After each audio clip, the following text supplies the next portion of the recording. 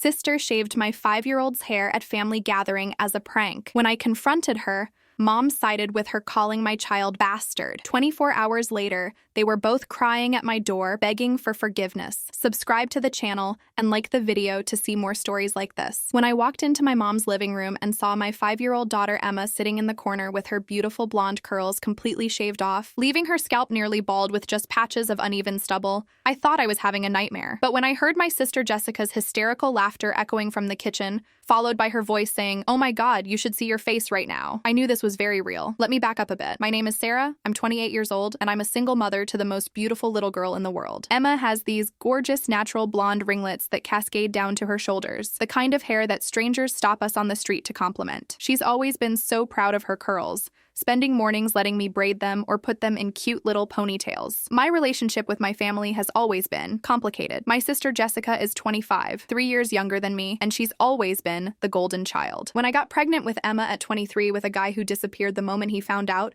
my family made it clear they disapproved. My mom especially never let me forget that Emma was, in her words, an inconvenience that could have been avoided. But I thought we'd moved past all that. Emma is 5 now, bright as a button, and despite everything, she loves her grandmother and aunt. That's why when Mom invited us to the monthly family gathering last Sunday, I didn't hesitate to bring Emma along. She was so excited, wearing her favorite yellow dress with sunflowers on it, her curls bouncing as she skipped up the front steps. The gathering seemed normal at first. Uncle Mike was there with his wife Linda, my cousin Tom with his kids, and of course Jessica with her boyfriend Brad. Emma was playing with Tom's children in the backyard while the adults chatted in the living room. I remember feeling relaxed for once, thinking maybe my family was finally accepting Emma and me as we are. Around 3 p.m., I noticed Emma wasn't with the other kids anymore. When I asked Tom's son where she was, he shrugged and said Aunt Jessica took her inside to show her something cool. I didn't think much of it. Jessica had been making an effort to bond with Emma lately, or so I thought. That's when I heard the electric buzzing sound coming from the upstairs bathroom. It sounded like clippers, but I couldn't figure out why someone would be using hair clippers during a family gathering. The sound stopped, and then I heard Jessica's voice saying, "Perfect! You look so much better now, kiddo." My stomach dropped. I ran upstairs, taking the steps 2 at a time, and pushed open the bathroom door. What I saw will be burned into my memory forever. Emma was standing on a small stool in front of the mirror, tears streaming down her face, and her beautiful curls were scattered all over the bathroom floor like golden confetti. Jessica was standing behind her with Dad's old hair clippers in her hand, grinning like she'd just won the lottery. "Surprise," she said when she saw me in the doorway. "I gave Emma a makeover. Isn't it cute? Now she looks like a proper little boy instead of some princess wannabe." Emma turned to look at me, her little face red and puffy from crying, and whispered, "Mommy." She said my hair was too girly and that I needed to look tough like the other kids. I told her no, but she said it was just a game. I felt something snap inside me. This wasn't just about hair. This was about my daughter's autonomy, her trust, her sense of self. Jessica had essentially assaulted my child,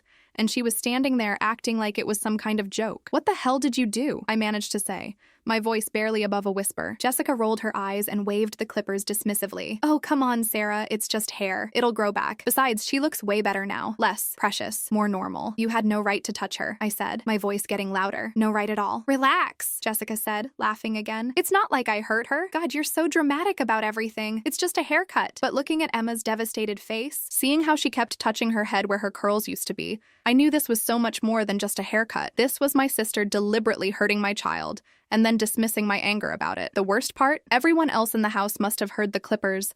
They must have known what was happening, and not one person came upstairs to check or stop it. I scooped Emma up in my arms, her little body shaking as she cried into my shoulder. Her head felt so different without her soft curls, just rough stubble that scratched against my cheek. I carried her downstairs, Jessica following behind us, still giggling like this was the funniest thing in the world. When we walked into the living room, the entire family turned to look at us. The silence was deafening. Mom's face went pale, Uncle Mike's mouth dropped open, and Linda gasped and covered her mouth with her hand. But it was my mom's reaction that shocked me the most. Instead of being horrified at what Jessica had done to her granddaughter, Mom looked at me with this expression of annoyance, like I was making a big deal out of nothing. "Sarah, what's all the commotion about?" she asked, not even acknowledging Emma's tears or her completely shaved head. "Look what Jessica did to Emma," I said, my voice shaking with rage. "She shaved off all her hair without permission. Emma's traumatized." Jessica plopped down on the couch and shrugged. "I gave her a cute pixie cut. She looks adorable. Right, Mom?" I waited for my mother to scold Jessica, to show some sympathy for Emma, to at least acknowledge that what happened was wrong. Instead, Mom looked at Emma with this cold expression and said, "Well, it's not that bad. Hair grows back. Maybe this will teach her not to be so vain about her appearance." Vain? I couldn't believe what I was hearing. She's 5 years old. She wasn't vain. She just loved her hair. Children need to learn that beauty isn't everything, Mom continued, her voice getting that lecturing tone I remembered from childhood. Maybe this is a good lesson for her. Uncle Mike cleared his throat uncomfortably. "Jessica, you probably should have asked Sarah first." "Oh, please," Jessica interrupted, examining her nails. "It's not like I gave her a tattoo. It's hair. Everyone's acting like I committed a crime." That's when Emma lifted her head from my shoulder and said in this small, broken voice, "I asked her to stop, Mommy. I said I didn't want my hair cut, but she said it would be fun." The room went silent again. Even Jessica's boyfriend, Brad, looked uncomfortable, shifting in his seat and avoiding eye contact with everyone. "Is that true, Jessica?" I asked, my voice dangerously low. Jessica waved her hand dismissively. She was being dramatic. Kids always resist change at first. She would have loved it once she saw the final result. "She told you no, and you did it anyway," I said, feeling my anger building to a point where I could barely control it. "Sarah, you're overreacting," Mom interjected. Jessica was just trying to help. Emma's hair was getting too long anyway. It was becoming unmanageable. I stared at my mother in disbelief. Unmanageable? It was beautiful, and more importantly, it was Emma's. Jessica had no right to cut it without asking me or Emma. "It's just hair, honey," Mom said, using that patronizing tone that always made my blood boil. "You're being too sensitive. This is exactly why I worry about how you're raising her. You make everything into a big drama." "Drama?" I stood up, still holding Emma. "My sister assaulted my daughter, and you're calling my reaction drama?" "Assaulted?" Jessica burst out laughing. "Oh my God, Sarah, you're so ridiculous." I gave her a haircut, not a beating. "You held her down and cut off her hair after she told you to stop," I said, my voice rising. "That's assault." "Don't be absurd," Mom snapped. "Jessica would never hurt Emma. She was just playing around." Playing around? I couldn't believe what I was hearing. Look at Emma's face. Does she look like she was playing? Emma was still crying quietly against my shoulder, occasionally reaching up to touch her bare scalp with confusion and sadness. She kept whispering, "Where did my curls go, Mommy?" And it was breaking my heart. "She'll get over it," Jessica said with a shrug. "Kids are resilient." "That's not the point," I exploded. "The point is that you violated her trust and her body autonomy, and none of you seem to care." "Body autonomy?" Mom scoffed. "She's 5 years old, Sarah.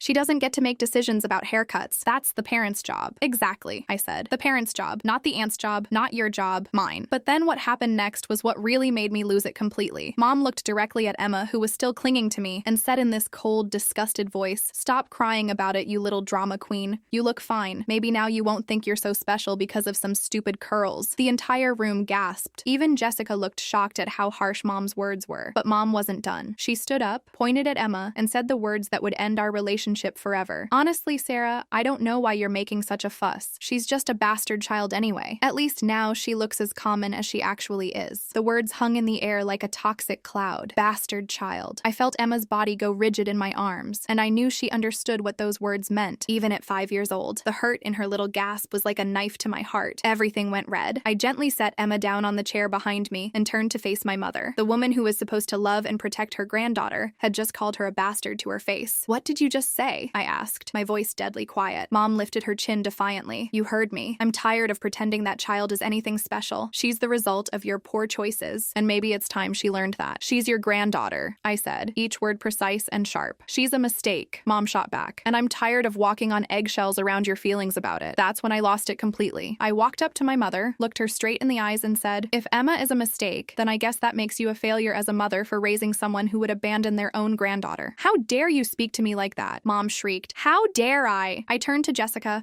who was still sitting on the couch looking pleased with herself. "And you think this is funny? You think hurting a child is entertaining?" "Oh, come off it, Sarah," Jessica said, rolling her eyes. "It's not that serious." I walked over to her, and before I could stop myself, my hand connected with her cheek in a sharp slap that echoed through the room. Jessica's head snapped to the side, and she pressed her hand to her reddening cheek, staring at me in shock. "What the hell?" she screamed, jumping up from the couch. "That's for hurting my daughter," I said calmly, "and this is for laughing about it." I turned to face the entire room. Uncle Mike was staring at his shoes. Linda looked like she wanted to disappear. Tom was trying to corral his kids who had come inside to see what all the yelling was about, and Brad was backing toward the door like he wanted to escape. "You all sat here and let this happen," I said, my voice carrying to every corner of the room. "You heard the clippers, you knew what was happening upstairs, and not one of you came to check on a 5-year-old child." "Sarah, we didn't know," Uncle Mike started. "Don't," I cut him off. "You all knew exactly what Jessica is like. You've watched her be cruel and manipulative for years, and you've enabled it because it was easier than confronting her. I picked Emma up again. She had stopped crying but was staring at everyone with these big, hurt eyes that made my chest ache. Say goodbye to everyone, baby, I told her softly. Are we leaving, Mommy? She asked in a tiny voice. Yes, sweetheart, we're leaving and we're never coming back. Good, Mom shouted. Take your little bastard and get out of my house. I never want to see either of you again. Mom, Jessica said, looking between us with panic in her eyes. You don't mean that. I absolutely mean it, Mom said, her face twisted with anger. I'm done pretending to care about Sarah's choices and their consequences. I walked toward the door, carrying Emma, and paused at the threshold. You know what the saddest part is? I said, turning back to look at them all. Emma loved you, all of you. She was so excited to come here today. She spent an hour this morning picking out that dress because she wanted to look pretty for Grandma. Emma buried her face in my neck, and I could feel her tears soaking through my shirt. She drew you a picture last week, Mom. It's still in her backpack in the car. It's a drawing of her and you baking cookies together because that's what she wanted to do with you someday. But you just called her a bastard to her face. For a split second, I saw something flicker across Mom's face. Regret, maybe guilt, but it was gone as quickly as it appeared. And Jessica, I continued, she looked up to you. She thought you were the coolest person in the world. She always asked when Aunt Jessica was coming to visit because she wanted to play with you and show you her toys. But you violated her trust in the cruelest way possible, and then laughed about it. Jessica's face had gone pale, but she still had that defiance set to her jaw. You've all made your choice today, I said, adjusting Emma's weight in my arms. You chose cruelty over kindness, and your pride over family. I hope it was worth it. I walked out the front door and didn't look back, even when I heard Jessica calling my name from the porch. I strapped Emma into her car seat, and she looked up at me with those big blue eyes. Mommy, why did Grandma call me that bad name? She asked. I knelt down beside her car seat and smoothed my hand over her stubbled head, because sometimes grown-ups say things when they're angry that they don't really mean, but that doesn't make it okay. Will my hair really grow back? She asked, touching her scalp again. Yes, baby. It'll grow back even more beautiful than before. Will we see Grandma and Aunt Jessica again? I looked back at the house, where I could see several figures silhouetted in the window,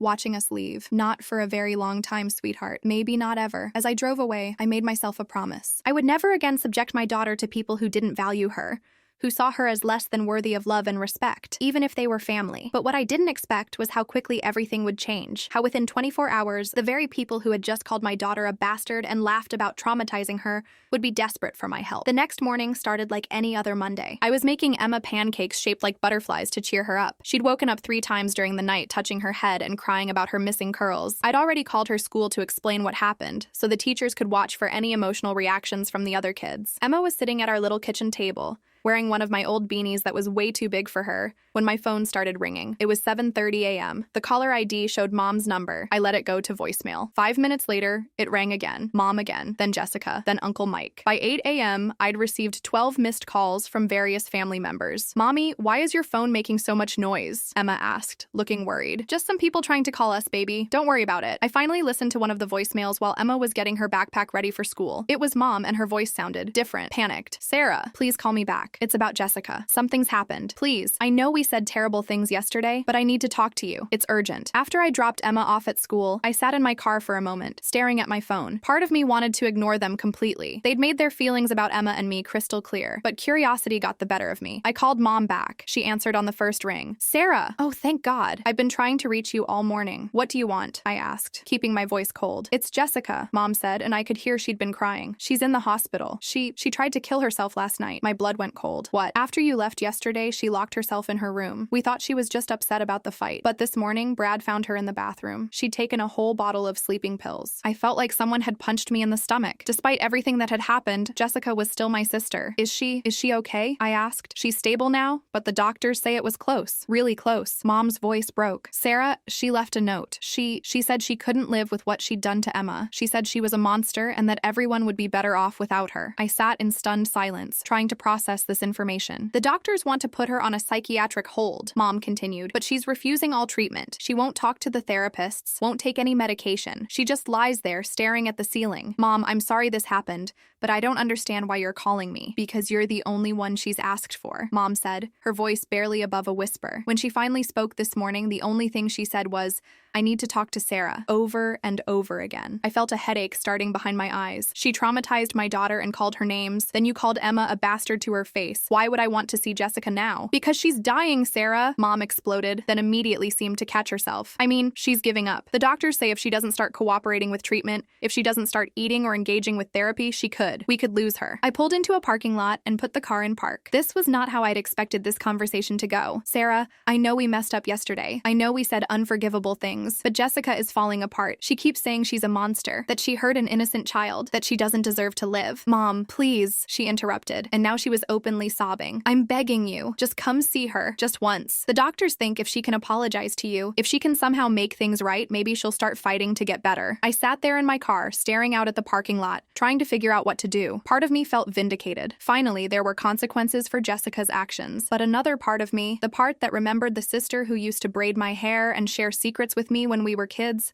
felt awful that she was hurting this much. What about yesterday? I asked. What about calling Emma a bastard? What about telling me to take my little bastard and get out of your house forever? The silence on the other end stretched so long I thought the call had dropped. I was wrong, Mom finally whispered. I was so wrong. I said things in anger that I can never take back. But Sarah, please, Jessica might die if you don't come. She might die anyway, I said bluntly. Mental health isn't something I can fix with a visit, but you might be able to help her start healing. You might be the key to her wanting to get better. I closed my eyes and rubbed my temples. I need to think about this. We don't have time to think, Mom cried. She's getting worse by the hour. The doctors say the next 48 hours are critical. Mom, even if I wanted to help, and I'm not saying I do, Emma is my priority. I can't just expose her to more trauma. Bring her with you, Mom said desperately. Let Jessica apologize to both of you. Are you insane? I snapped. You want me to bring my traumatized 5-year-old to a psychiatric ward to see the person who violated her trust after you called her a bastard? Sarah, please. I'll think about it, I said finally, but I'm not promising anything. And if I do come, it won't be for Jessica or for you. It'll be because a person is suffering and maybe I can help. But Emma doesn't set foot in that hospital. Thank you, Mom breathed. Thank you so much. Don't thank me yet. I haven't decided anything. After I hung up, I sat in my car for another 20 minutes trying to process everything. 12 hours ago,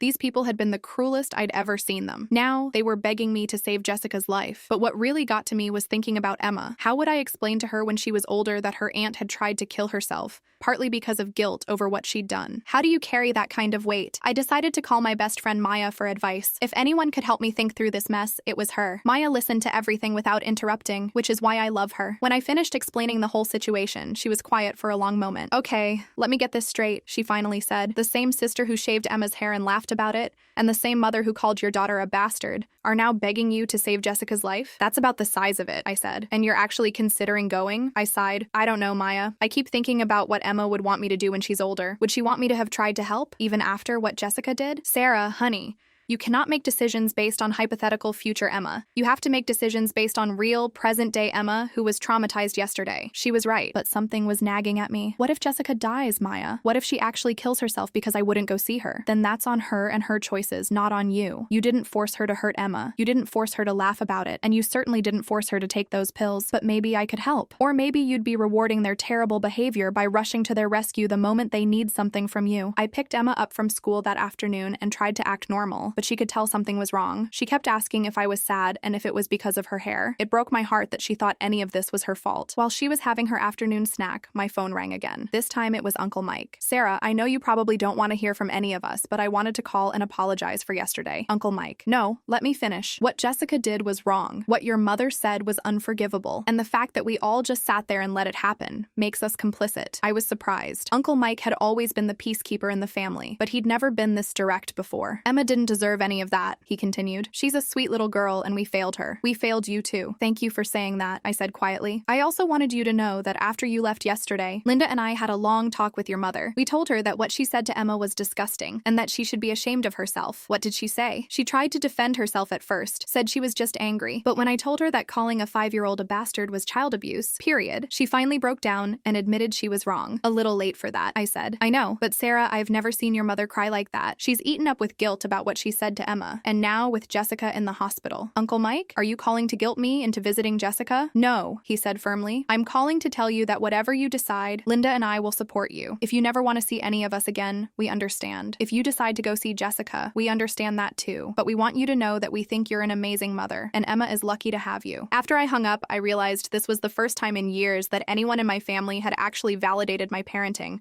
or acknowledged that Emma was valuable just for being herself. That evening, after Emma was asleep, I made my decision. I would go see Jessica, but on my terms. I called Mom back. "I'll come to the hospital tomorrow," I said without preamble. "Oh, thank God, Sarah. But I have conditions. First, Emma doesn't come anywhere near that place. Second, this is a one-time thing. I'm not committing to ongoing visits or family reconciliation. Third, if Jessica tries to make excuses for what she did or minimize it in any way, I'm walking out immediately. Yes, anything. Whatever you need. And Mom, if you ever speak to or about my daughter the way you did yesterday, I will make sure you never see either of us again. Are we clear?" "Crystal clear. Sarah, I'm so sorry about what I said. Emma is a beautiful little girl, and she didn't deserve those words." No, she didn't. The next morning, I dropped Emma off at Maya's house and drove to the hospital. My hands were shaking as I walked through the psychiatric ward doors. Mom was waiting in the hallway, looking like she'd aged 10 years overnight. "She's in room 314, Mom said, walking beside me. "Sarah, she looks rough. The doctors had to pump her stomach, and she's been refusing to eat." We stopped outside Jessica's room. Through the small window, I could see her lying in the hospital bed, staring at the ceiling. She looked tiny and pale, with dark circles under her eyes. "I'll wait out here," Mom said. I knocked softly and entered the room. Jessica turned her head toward me, and when she saw who it was, she started crying immediately. "Sarah," she whispered. "You came." "I'm here," I said, staying near the door. "Mom said you wanted to talk to me." Jessica struggled to sit up in bed, wincing like everything hurt. "I'm so sorry," she said, tears streaming down her face. "I'm so sorry about what I did to Emma." "Okay," I said, keeping my voice neutral. "No, it's not okay. It will never be okay. I hurt a little girl who trusted me. I violated her and then laughed about it like it was funny." Jessica was sobbing now. "What kind of monster does that?" I didn't answer because honestly, I was wondering the same thing. "I keep seeing her face," Jessica continued. "The way she looked at me when I was cutting her hair. She was so scared and she kept asking me to stop, but I didn't listen. I told myself it was just a prank, but it wasn't. It was cruel." "Why did you do it?" I asked. Jessica was quiet for a long time. "Because I was jealous," she finally admitted. "I was jealous of how beautiful Emma is, how sweet and innocent. I was jealous of how much everyone loves her, even though they always act like they don't. And I wanted to take something away from her that made her special." The honesty of that answer hit me like a punch to the gut. "That's the most honest thing you've ever said to me," I told her. Jessica nodded, wiping her nose with a tissue. "I know it doesn't make it better. I know saying sorry doesn't undo what I did, but I need you to know that I understand how wrong I was. Jessica, hurting yourself isn't going to fix what you did to Emma." "I know," she whispered, "but I don't know how to live with myself. Every time I close my eyes, I see her little face. I hear her asking me to stop, and I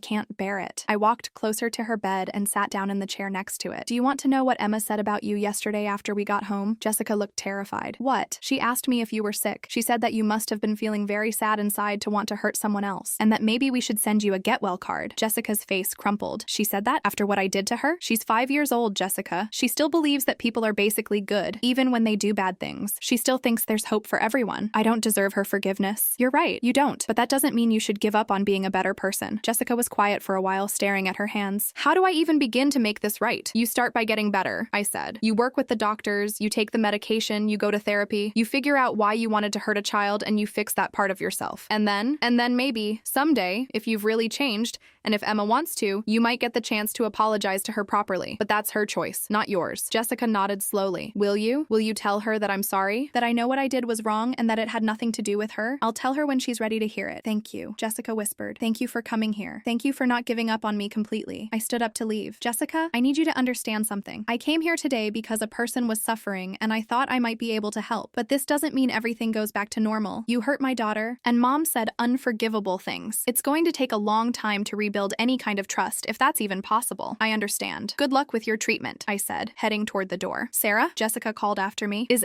she okay? Is her hair growing back?" I paused at the doorway. "She's resilient. Kids are amazing that way. But she's been having nightmares, and she keeps asking me why people who are supposed to love her would want to hurt her. So no, she's not okay yet, but she will be." When I walked out into the hallway, Mom was waiting with red, puffy eyes. "How is she?" Mom asked. "She's going to start treatment," I said. "She wants to get better." "Thank you," Mom said, reaching for my hand. "Thank you for saving her." I pulled my hand away. "I didn't save her. She has to save herself. And Mom, we need to talk about what you said to Emma." Mom's face crumpled. "I know. I've been thinking about it nonstop. Sarah, I was so angry at you for slapping Jessica that I wanted to hurt you back. But I used Emma to do it, and that was unforgivable. Yes, it was. I know I can't take it back. But I want you to know that I don't believe the things I said. Emma is a beautiful, sweet little girl, and she's not responsible for the circumstances of her birth. I was wrong to say those things. Mom, Emma asked me yesterday why you called called her that name. Do you have any idea how hard it was to explain to a 5-year-old that her grandmother thinks she's less valuable than other children? Mom started crying again. I don't think that. I was just so angry. Your anger doesn't excuse child abuse. And that's what it was. Emotional abuse of a 5-year-old. I know, and I'm so sorry. I looked at my mother, this woman who had raised me but who had shown such cruelty to my child, and I felt something shift inside me. Mom, I'm going to pick up Emma and go home now. Jessica is going to get the help she needs, and that's good. But I need you to understand that this family has shown me who you really are when things get difficult. You choose sides, you protect the wrong people, and you're willing to hurt children to make your point. Sarah, please. I'm not saying never, but I'm saying not now. Emma and I need time to heal from this, and you all need time to figure out how to be the kind of family